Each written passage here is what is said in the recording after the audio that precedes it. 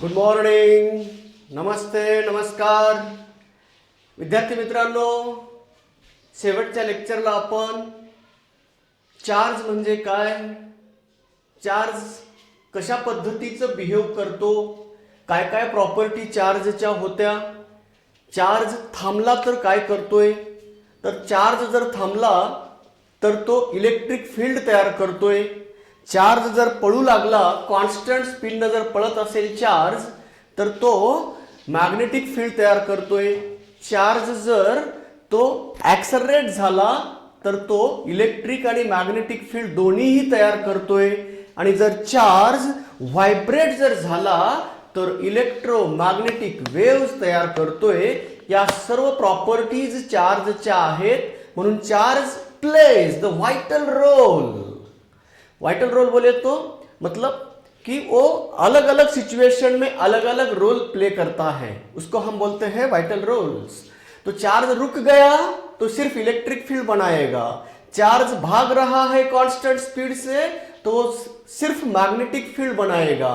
Charge अगर accelerate हो रहा है तो वो इलेक्ट्रिक एज वेल एज मैग्नेटिक फील्ड बनाएगा. और जब वह वाइब्रेट हो रहा है तब वह इलेक्ट्रोमैग्नेटिक वेव्स बनाता है. इस तरह बच्चों, अब उसके साथ साथ शेवटच्या लेक्चरमध्ये आपण प्रॉपर्टी शिकत असताना चार्ज कॉन्झर्वेटिव्ह असतो, चार्ज क्वांटायझेशन फॉर्म मध्ये असतो, चार्ज डिस्ट्रीब्युटिव्ह नेचरचा असतो. आणि चार्ज हा डिस्ट्रीब्युटिव्ह नेचरमध्ये असताना डिस्ट्रीब्युशन किती प्रकारचं असतं याचा अभ्यास केलेला आहे. ॲडिटिव्ह नेचरचा चार्ज असतो. एवढं सर्व शिकल्यानंतर आज आपण जातोय की चार्ज इंटरॅक्ट करण्यासाठी इलेक्ट्रिक फील्ड तयार करतोय. आणि मग जेव्हा इलेक्ट्रिक फील्ड तयार करतोय तर तो कशा पद्धतीनं करतोय त्याचा सुद्धा अभ्यास केलाय आपण. त्यामध्ये आपण इलेक्ट्रिक चार्ज इलेक्ट्रिक फील्ड तयार करतोय म्हणजेच माध्यमाला एनर्जी कंट्रीब्यूट करतोय, माध्यमाला एनर्जी देतोय. आणि माध्यमाने एनर्जी घेतलं की समजायचं की चार्जला परमिशन भेटलेली आहे इलेक्ट्रिक फील्ड तयार करण्यासाठी. म्हणून विद्यार्थी मित्रांनो, चार्जकडे ऊर्जा आहे म्हणजे तो वाटेल तिथं फील्ड तयार करत नाहीये, तर त्याला फील्ड तयार करण्यासाठी माध्यमाचं सुद्धा परमिशन घेणं गरजेचं आहे. आणि माध्यमाच्या परमिशनला आपण परमिटिव्हिटी असं नाव दिलेलं आहे. आणि डायलेक्ट्रिक कॉन्स्टंट हा सुद्धा संदर्भ आपण शेवटच्या लेक्चरमध्ये शिकलो विद्यार्थ्यांनो. तर आज आपल्याला जायचं आहे electric field due to charges at rest. And first point is electric field due to point charge. Point चार्जनं तयार केलेला फील्डचा अभ्यास करायचा आहे. तुम्हाला माहित आहे, जेव्हा एखादा चार्ज फील्ड तयार करतो तेव्हा माध्यमाच्या पार्टिकलला एनर्जी देऊ करतो. आणि माध्यमाचे पार्टिकल ती एनर्जी घेतात आणि मग स्टोअर करून ठेवतात आणि पसरू देत नाहीयेत फील्डला. आणि फील्डला पसरू न देण्याची प्रॉपर्टी म्हणजेच परमिटिव्हिटी आहे. आणि मग त्यानुसार आपल्याला आता समजा क्यू चार्ज हा रेस्ट चार्ज आहे, पॉइंट इलेक्ट्रिक चार्ज आहे. आणि या क्यू चार्जनं सराउंडिंग मध्ये फील्ड तयार केलेला असेल आणि या फील्डला आपल्याला आता मोजायला जायचं आहे. मग मोजण्यासाठी आपण काय करणार, टेस्ट चार्जला निवडणार. टेस्ट चार्ज कसा असावा हे पण सांगितलंय. टेस्ट चार्ज हा पॉइंट चार्ज असावा आणि तो पॉझिटिव्ह नेचरचा असावा. आणि जेव्हा हा पॉझिटिव्ह नेचरचा टेस्ट चार्ज आपण एखाद्या पॉइंटला घेऊन गेलात, जिथलं फील्ड मोजायचं आहे, जिथल्या फील्डची ताकद मोजायचं आहे आणि जिथल्या फील्डची डायरेक्शन मोजायचं आहे, त्यासाठी आपण टेस्ट चार्ज घेऊन जातोय. आणि त्याच्यावर प्रयुक्त होणाऱ्या फोर्सवरून आपण त्याची इंटेन्सिटी मोजण्याचा प्रयत्न करतोय, त्या फील्डची ताकद मोजण्याचा प्रयत्न करतोय. म्हणून टेस्ट चार्ज घेऊन गेल्यानंतर hit experiences the force and force experienced by the charge, test charge represent the strength and direction of the electric field. आणि म्हणून आता आपल्याला माहित आहे, जर r डिस्टन्स वर p पॉइंट आहे आणि त्या p पॉइंटच्या ठिकाणचं इलेक्ट्रिक फील्ड इंटेन्सिटी जर मोजायचं असेल तर आपल्याला काय करावं लागेल, या टेस्ट चार्जला इथं आणल्यानंतर हा त्याच्यावर फोर्स लावतो आणि ऍक्ट होणाऱ्या फोर्सला कुलम्सनं सांगितलेलं आहे की kq Q1 Q2 म्हणजेच Q into Q not divided by distance square. हा आहे कुलमचा force. Q charge, Q not charge आणि डिस्टन्स आर, हा आहे कुलम फोर्स. आणि कुलम फोर्सचा अनुभव घेत घेत आपण electric field at a point due to point charge मोजायला निघतोय. आणि मग आता सांगा विद्यार्थी मित्रांनो, इलेक्ट्रिक फील्ड इंटेन्सिटीची व्याख्या आपण दिलेली आहे, force experienced by the point test charge or unit test charge. Unit test charge न अनुभवलेल्या फोर्सला आपण इलेक्ट्रिक फील्ड इंटेन्सिटी असं म्हणतोय. आणि म्हणून आता इलेक्ट्रिक फील्ड इंटेन्सिटी ई जर डिफाईन करायचा असेल या पी पॉइंटचा, तर तुम्हाला force upon test charge Q naught म्हणजे force acting per unit charge झाला हा. मग आता फोर्स अपॉन क्यू नॉट सांगायचं म्हणजेच काय झालं, K Q divided by R square. This is an expression for electric field intensity at a point R distance from the source charge Q. जो field तयार करतो त्याला सोर्स चार्ज म्हणायचं आणि जो फील्ड टेस्ट करतो त्याला टेस्ट चार्ज म्हणतोय. म्हणून सोर्स चार्ज क्यू आणि हा टेस्ट चार्ज क्यू नॉट घेतलाय आपण.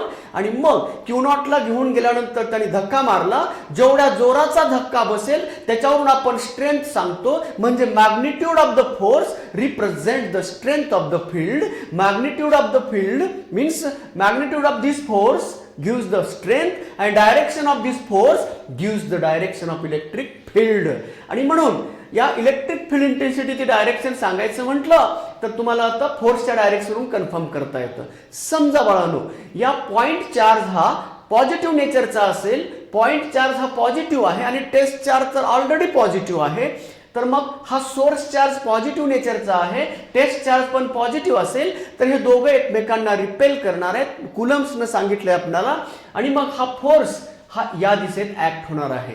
मग आता सांगा, जर या क्यू नॉट टेस्ट चार्जवर या दिशेत फोर्स लागला असेल तर इंटेन्सिटीची डायरेक्शन पण कशी असेल, away from the positive charge. म्हणून पॉझिटिव्ह चार्जनं तयार केलेलं फील्ड हे डायव्हर्जिंग नेचरचं असतं, फील्डच्या दूर जाणारं असतं. आणि आपण radial diverging nature point positive चार्जनं तयार केलेलं फील्ड मागच्या लेक्चरमध्ये आपण शिकलो.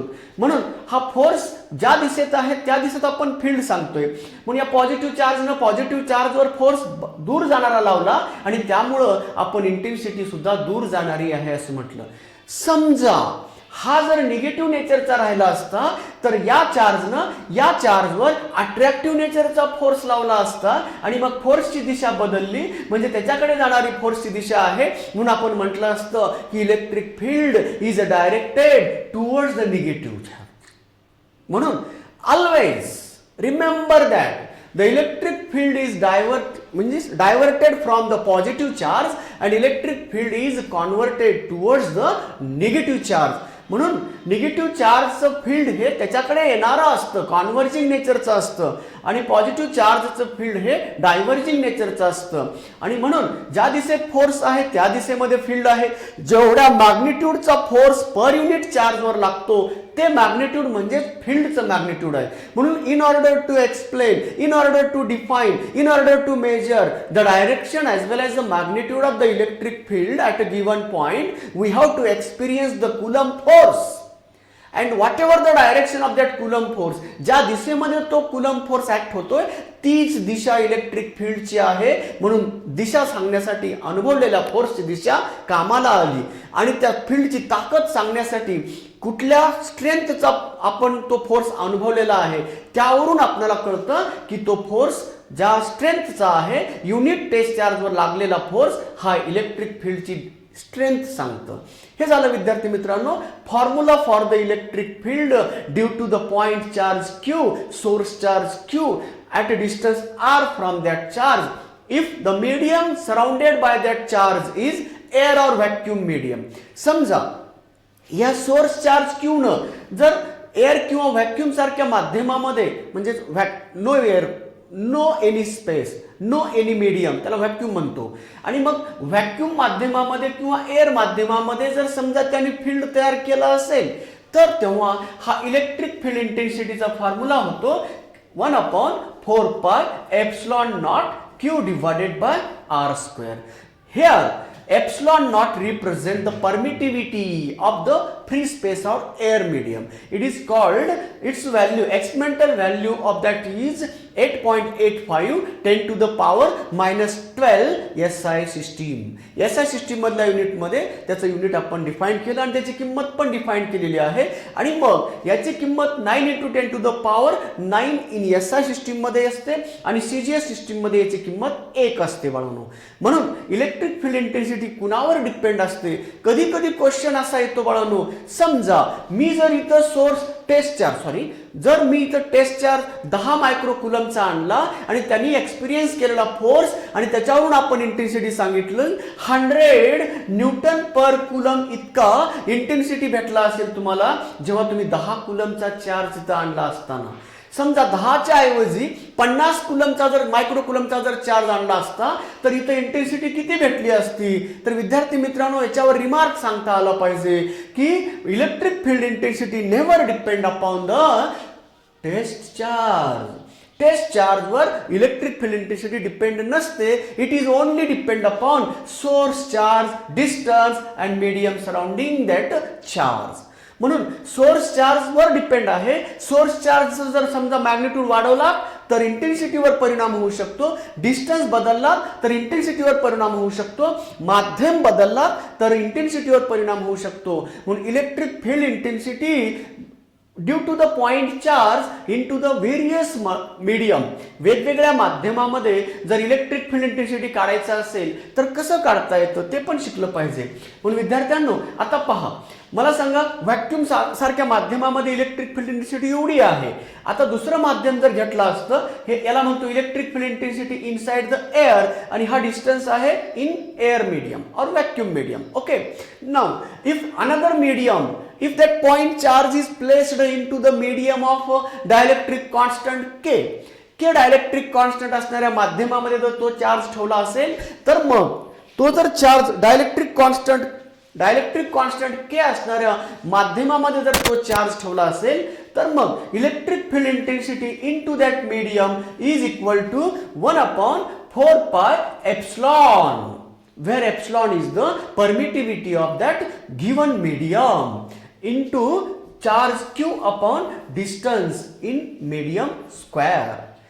पहा आता हा इक्वेशन 1 आहे, इक्वेशन 2 आहे. दोघांची तुलना जर करायचं असेल तर intensity E in medium divided by intensity E in air या दोघांचा जर रेशो घेतला तर काय होतं पहा, क्यू कटतं, डिस्टन्स मात्र तेवढंच आहे म्हणून डिस्टन्स सुद्धा तेच आहे, डिस्टन्स सुद्धा कटतं आणि फक्त काय राहतं हो, एप्सिलॉन बघा ना, एप्सिलॉन हा इंटेन्सिटी इन मीडियम वर आहे. ओके, हा खाली आहे म्हणून त्याचा डिनॉमिनेटर वर जातो, epsilon not divided by epsilon येतो. आणि मग intensity in air divided by intensity in medium जर घेतलात ना तर काय येतं, epsilon divided by epsilon not. पण ही कोण आहे हो, रिलेटिव्ह परमिटिव्हिटी आहे. हे कोण आहे हो, डायलेक्ट्रिक कॉन्स्टंट आहे. त्याचा अर्थ आपण मागच्या लेक्चरमध्ये शिकलोय. डायलेक्ट्रिक कॉन्स्टंट कोण असतं, त्याचं नाव कसं असं झालं, असं का नाव दिलं त्याला, त्याचा सर्व इतिहास आपण शिकलोय. आता आपल्याला वेळ आहे पुढे जाण्याची.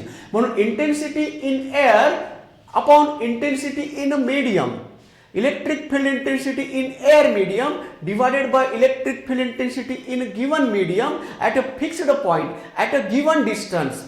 फिक्स्ड डिस्टन्स किंवा सारख्याच डिस्टन्स साठी दोन इंटेन्सिटीचा रेशो म्हणजे सुद्धा डायलेक्ट्रिक कॉन्स्टंट असतो, हे डिफाइन करू शकता. रिलेटिव्ह परमिटिव्हिटी असते हे सुद्धा डिफाइन करू शकता. म्हणून जसं जसं आपलं नॉलेज वाढत जाईल तसं तसं आपण विविध व्याख्या सुद्धा अनुभवल्या पाहिजेत.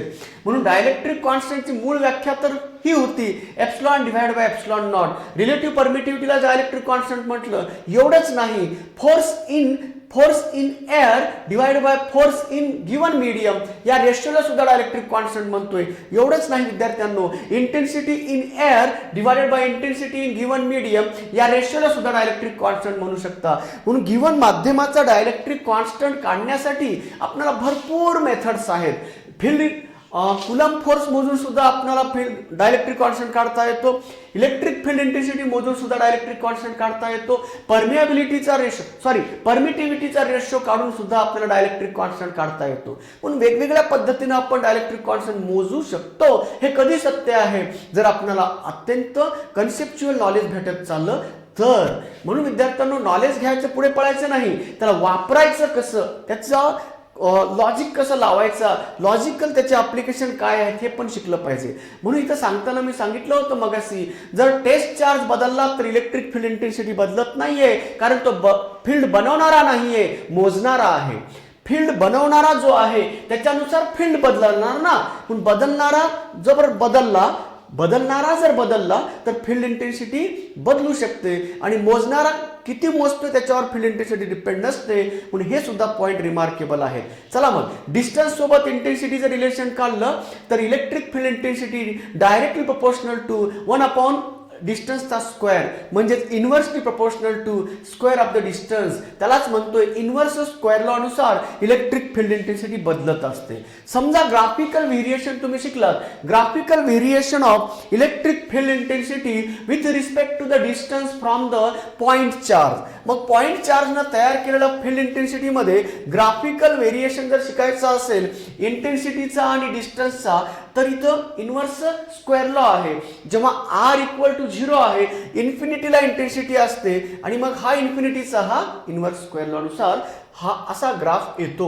म्हणजेच इंटेन्सिटी आर 0 असताना इन्फिनिटी इंटेन्सिटी राहणार, आणि जसं जसं आपण इन्फिनिटीला जाऊया तेव्हा इंटेन्सिटी 0 होते. म्हणजे intensity will become 0 at infinity distance. म्हणून विद्यार्थ्यांनो डिस्टन्सनुसार कसं बदलतं हे पण कळलं पाहिजे.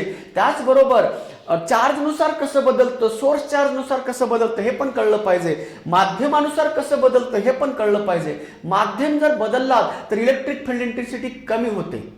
बघा ना, हे इन्व्हर्सली आहे ना, हा 1/k आहे, म्हणून इन्व्हर्सली प्रोपोर्शनल टू के. एअरचा तर इंटेन्सिटी बदलत नाहीये, म्हणून जर समजा डायलेक्ट्रिक मीडियम जर तुम्ही टाकलात तर तेव्हा त्याचा इंटेन्सिटी कमी होत असतो. इन्व्हर्स प्रोपोर्शनल आहे माध्यमाचा. म्हणून इलेक्ट्रिक फील्ड इंटेन्सिटीचा फॉर्म्युला तर काढला बाळांनो, त्याच्याबद्दलचे वेगवेगळे अँगल्सनं विचारले जाणारे MCQs, विचारले जाणारे क्वेश्चन कसे विचारू शकतात या विविध अँगलनं तुम्हाला त्याच्याकडे पाहिलं पाहिजे. फक्त फॉर्म्युला उचलायचा आणि असं नाहीये, त्याच्यावर कसे कसे प्रॉब्लेम येऊ शकतात, काय रिलेशन असू शकतं, कधी कधी तुम्हाला कन्फ्यूज करण्यासाठी असे सुद्धा क्वेश्चन विचारतात बाळांनो. 1/r² आणि इंटेन्सिटीचा ग्राफ काढा, तर कसा असेल सांगा बरं. स्ट्रेट लाईन पासिंग थ्रू ओरिजिनचा ग्राफ असतो. म्हणून ग्राफ कसा आणि कुणाच्या रिस्पेक्टिव्ह काढला जातो हे सुद्धा तुम्हाला कळलं पाहिजे. म्हणून विद्यार्थी मित्रांनो इथं आपण electric field intensity due to the point charge घेत असताना आपण अनुभवलं कुणाला, कुलम फोर्सला अनुभवलेला आहे. म्हणून कुलम फोर्स जिथपर्यंत आपल्या मदतीला धावून येतोय तोपर्यंत त्याचा उपयोग घ्यायचा आणि आपल्याला पुढे पुढे जायचं आहे. म्हणून फील्ड ड्यू टू पॉइंट चार्जचा अभ्यास इथं संपला. आता केवळ field due to point charge शिकायचं असं नाहीये, तर आपल्याला सिस्टीम ऑफ आयसोलेटेड चार्जेस, अशा आयसोलेटेड चार्ज सिस्टीमने बनवलेलं फील्ड शिकायचं आहे. तर पहा इथं एक Q1 चार्जचा एक पार्टिकल आहे ज्याच्यावर Q1 चार्ज आहे, दुसरा एक पार्टिकल आहे ज्याच्यावर Q2 चार्ज आहे. ओके, तिसरा चार्ज पार्टिकल आहे त्याच्यावर Q3 चार्ज आहे. आणि तुम्हाला यांनी बनवलेल्या या स्पेसमध्ये हा P पॉइंट आहे, तर या P पॉइंटला इलेक्ट्रिक फील्ड इंटेन्सिटी किती आहे हे मोजायचं असेल तर तुम्ही काय करणार, तर what is the electric field at a point P inside the field due to system of isolated charges. याला सिस्टीम ऑफ आयसोलेटेड चार्जेस का म्हणतोय याचं कारण लक्षात घ्या बाळांनो. हे याच्यापेक्षा वेगळा आहे, आयसोलेटेड आहेत ते, म्हणजेच हा वेगळा एका बॉडीवरचा चार्ज आहे, हा दुसऱ्या बॉडीवरचा चार्ज आहे, हा तिसऱ्या पार्टिकलवरचा चार्ज आहे. अलग अलग पोझिशनला असणाऱ्या पार्टिकलवरच्या चार्जेसनं बनवलेलं फील्ड आपल्याला शिकायचं आहे. आणि म्हणून या आयसोलेटेड चार्जेसनं म्हणजेच वेगवेगळ्या असणाऱ्या म्हणजेच अलिप्त झालेल्या त्याला आपण आयसोलेटेड म्हणतो. आपण याचा संबंध याच्याशी काही नाही, याचा संबंध याच्याशी काही नाही, म्हणजे वेगवेगळे आहेत असं. म्हणजे याला आयसोलेटेड चार्ज सिस्टीमनं बनवलेलं फील्ड हे रॅन्डम नेचरचं असतं हे आपण मागे शिकलोय. पण आता मोजायला निघालोय आपण. फक्त आपण फील्ड कसं असतं, युनिफॉर्म असतं का नॉन युनिफॉर्म असतं एवढाच अभ्यास मागच्या लेक्चरमध्ये केलोय. पण आता मोजायला निघतोय, म्हणजे त्याचे फॉर्म्युले बनवायचे, समस्या सॉल्व्ह करायचे, न्यूमेरिकल सॉल्व्ह करायचं असतं. त्यासाठी फॉर्म्युल्यांची गरज असते, फॉर्म्युले बनवण्यासाठी कन्सेप्टची गरज असते. कन्सेप्ट कळलं तरच आपल्याला फॉर्म्युला वापरता येतो आणि ही कॉमन सेन्स आहे आपल्याला. कन्सेप्ट कळला तरच कोणता फॉर्म्युला कधी वापरायचा कळत असतं. फॉर्म्युले पाठ करायचे नसतात, बनवणं शिका. जो माणूस फॉर्म्युले बनवतो ना त्याला प्रॉब्लेम सॉल्व्ह करण्यास कुठलीच अडचण येत नाहीये. फॉर्म्युले बनवायला शिका, कारण तेच तुम्हाला प्रॉब्लेम सॉल्व्ह करायला सुद्धा वापरायचे असतात. म्हणून फॉर्म्युले बनवतात तेव्हा तुम्हाला सर्व कन्सेप्ट माहीत असतो. म्हणून प्रॉब्लेम मेकर व्हा, प्रॉब्लेम सॉल्व्हर होऊ नका. जो प्रॉब्लेम बनवतोय ना त्याला सॉल्व्ह कर म्हणण्याची गरज पडत नाही, तो ऑटोमॅटिक सॉल्व्ह करत असतो. म्हणून विद्यार्थी मित्रांनो, आता चला मग आपण एक फॉर्म्युला बनवायचा आहे. तुम्हाला ही एक समस्या निर्माण झाली. आयसोलेटेड चार्जड पार्टिकल्स आहेत, याच्यावर या पार्टिकलवर चार्ज Q1 आहे, या पार्टिकलवर चार्ज Q2 आहे, या पार्टिकलवर चार्ज Q3 आहे. असे असंख्य चार्ज असतील, मी फक्त 3च घेतलेत. आणि मग या 3 चार्जड सिस्टीमनं या P पॉइंटला फील्ड किती तयार केलं मोजायचं आहे. मग कुलम्ब्स लॉची मदत घ्यायचं आहे, कुलम्ब फोर्स अनुभवायचा आहे. आपण टेस्ट चार्ज घेऊन जाणार इथं. मग यांनी तयार केलेलं फील्ड हा किती अंतरावर आहे, R1 अंतरावर आहे, हा किती अंतरावर आहे, R2 अंतरावर आहे, याच्यापासून किती अंतरावर आहे, R3 अंतरावर आहे. बरोबर आहे. मग आता इथं तयार झालेलं फील्ड हे एकाच नाहीये, तिघांनी फील्ड इंटेन्सिटी तयार केलेली आहे. मग आता काय करावं लागतं, प्रिन्सिपल ऑफ सुपरपोजिशन. लास्ट लेक्चरमध्ये आपण शिकलो हे सुद्धा. म्हणजे ज्या ठिकाणी एकापेक्षा जास्त फोर्सेस, ज्या ठिकाणी एकापेक्षा जास्त व्हेक्टर्स एकाच वेळेस अप्लाय होतात, तेव्हा रिझल्टंट व्हेक्टर काढण्यासाठी, resultant of that all the vectors काढण्यासाठी आपण काय केलेलं आहे माहिती आहे का, प्रिन्सिपल ऑफ सुपरपोजिशन वापरलेला आहे. मग प्रिन्सिपल ऑफ सुपरपोजिशनची इथं सुद्धा गरज पडते, कारण electric field intensity vector quantity आहे, त्याचं युनिट वगैरे लेक्चरमध्ये शेवटच्या आपण शिकलेलो आहे. म्हणून आता मला सांगा, यांनी तयार केलेलं फील्ड इंटेन्सिटी या दिशेत राहणार आहे, त्याची direction away from positive charge असतं, म्हणून या दिशेत आहे. E1 बार इकडे आहे. E1 बारची किंमत जर लिहायचं असेल तर ठेवायचं असेल, मी directly KQ1 divided by R1 square घेतोय. Direction away from Q1, direction इथं सांगितलेलं आहे. ओके. मग आता त्यानंतर या Q2 न तयार केलेली इंटेन्सिटी किती असेल, Q2 चार्ज न तयार केलेली इंटेन्सिटी पॉझिटिव्ह चार्ज असल्यामुळं away from positive charge E2 बार या दिशेत असतं. मग E2 बारचं मॅग्निट्यूड किती राहणार, KQ2 divided by R2 square. Direction away from Q2. अगदी तसंच यांनी तयार केलेलं फील्ड इंटेन्सिटी कुठे राहणार, तो पॉझिटिव्ह असल्यामुळं त्याच्यापासून दूर जाणारी असणार. ही E3 आहे, त्याचं सूत्र काय झालं, KQ3 divided by R3 square. मग शेवटी प्रिन्सिपल ऑफ सुपरपोजिशन काय सांगतं, resultant of all this intensity is the resultant intensity. म्हणून रिझल्टंट इंटेन्सिटी सॉल्व्ह करत असताना व्हेक्टर ऍडिशन करायचं. Electric field intensity E bar equal to E1 bar plus E2 bar plus E3 bar, या सर्व इंटेन्सिटीची addition करायचं. म्हणून विद्यार्थ्यांनो, जेव्हा तुम्हाला रिझल्टंट इंटेन्सिटी काढण्याचा प्रश्न येतो तेव्हा व्हेक्टर ऍड करा, असं त्या प्रिन्सिपल ऑफ सुपरपोजिशन मध्ये सांगितलेलं असतं. मग व्हेक्टर ऍडिशन करत असताना एकदाच तिघांची बेरीज करायची नसते. जरी तुम्हाला बेरीज करा म्हणलं तरी तुम्ही 10 नंबर दिले तुम्हाला, तर ऍट अ टाइम 10 नंबरची बेरीज होत नाहीये. तुम्ही पहिल्या दोघांची बेरीज करणार, त्याच्या रिझल्टंट मध्ये तिसरा मिळवणार, त्याच्या रिझल्ट मध्ये चौथा मिळवणार. म्हणजे ऍड करताना ऍट अ टाइम दोघांनाच ऍड करू शकता तुम्ही. करणार तुम्ही 10 नंबर शेवटी ऍड, हो, पण ऍट अ टाइम बेरीज करताना दोघांचीच ऍडिशन करणार ना. तसं या दोघांचे अगोदर ऍडिशन करा, प्रिन्सिपल ऑफ पॅरलेलोग्राम वापरा, ट्रायंगल लॉ जे सिच्युएशन आहे त्यानुसार तुम्ही वापरणार. इथं parallelogram law of vector addition वापरा आणि दोघांचं रिझल्टंट काढा. येणाऱ्या रिझल्टंट आणि इंटेन्सिटी E3 यांच्यामधला पण अँगल विचारात घ्यावा लागतो, डायरेक्शन विचारात घ्यावी लागते. डायरेक्शन विचारात घेऊन केलेल्या ऍडिशनला आपण म्हणतोय व्हेक्टर ऍडिशन. म्हणून या सर्वांचा रिझल्टंट आपल्याला व्हेक्टर ऍडिशन न काढता येतो. जर व्हेक्टर फॉर्म मध्ये जर लिहायचं असेल तर तुम्हाला असं लिहिता येतं. इथं घेत असताना मी एन कॅप असं घेतोय, एन कॅप घ्या किंवा R1 कॅप घ्या, R2 कॅप घ्या. R2 cap is the unit vector directed away from Q2. R1 cap is the unit vector. R1 cap is the unit vector directed away from Q1. R3 cap is the unit vector directed from Q3. हे का unit vector का, फक्त त्याचं कामच आहे दिशा दाखवण्यासाठी येणं. कारण त्यांचं मॅग्निट्यूड एक असतं ना, एक न कुणालाही मल्टिप्लाय केलं तर काही फरक पडत नसतो. आणि म्हणून युनिट वेक्टर जर घेतला तर एक्सप्रेशन असं लिहिता येतं बाळांनो, E bar equal to K in bracket Q1 upon R1 square R1 cap plus Q2 upon R2 square into R2 cap plus Q3 upon R2 square R3 square into R3 cap. हा त्याचा expression तयार होतो. तर अशा पद्धतीने विद्यार्थी मित्रांनो ही पहिली हेडिंग